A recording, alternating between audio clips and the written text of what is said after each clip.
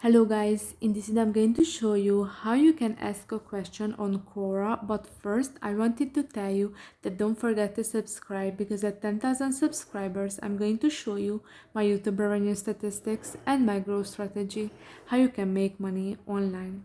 So first open the app, and then at the top of the screen you can see the ask option. So tips on getting good answers quickly: make sure your question has not been asked already, keep your question short and to the point, double check grammar and spelling.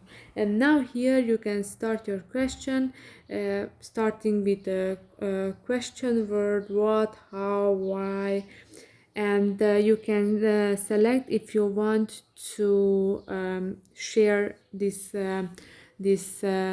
question with the public or with limited people. So public, others will see your identity alongside this question on your profile and in their feeds, and the limited, your identity will be shown but this question will not appear in your followers feed or your profile.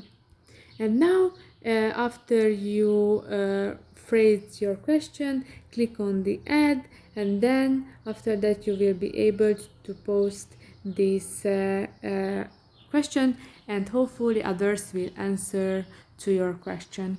So I hope this video was helpful for you. If it was, please consider subscribing, and see you in the next one. Bye bye.